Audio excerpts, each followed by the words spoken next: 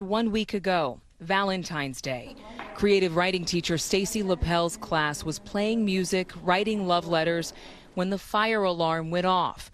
As students filed into the hallway, she heard gunfire.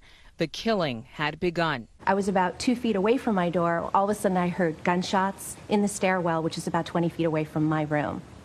And then kids were screaming and then running back towards me and towards the end of the hallway. So I just went in this very strange autopilot mode where I pivoted on my feet, I unlocked my door, and then kids just started pouring in my room. I don't know how many kids were in there, but I was pulling them and getting them in and shouting at them to get in the room.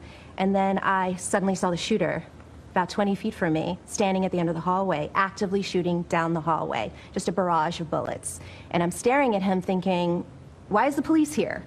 This is strange, because he's in full metal garb, helmet, face mask, bulletproof armor, shooting this rifle that I've never seen before. I don't know when I decided it was the right time to close the door. I grabbed the handle with both hands, and that's when I got nicked or grazed or whatever you call it. So a bullet hit your arm? Yes. As I'm closing my door, I'm shouting at my next door neighbor, Mr. Scott Beagle, to close his door. And he's the kind of man that would just keep that door open a little longer. You know, he's all about the kids, you know, but he couldn't see the shooter. I had a good visual of him, which is why I yelled at him to shut his door now. I heard him shoot a barrage of bullets into Mr. Beagle's room.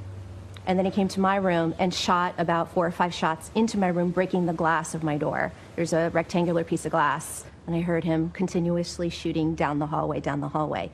And I never really knew when he left because we just thought he was still there. It was so quiet, and then all of a sudden I hear helicopters outside, far, far in the distance, it seemed to me. Police officers far, far in the distance. Kids were screaming in the hallway for help. We're trained not to let anybody in the room. And I would say a good 45 minutes went by, maybe an hour, and when we heard the SWAT team come on the floor, but I still didn't trust that it was them because they were banging on the doors. Police let us in. No one got up.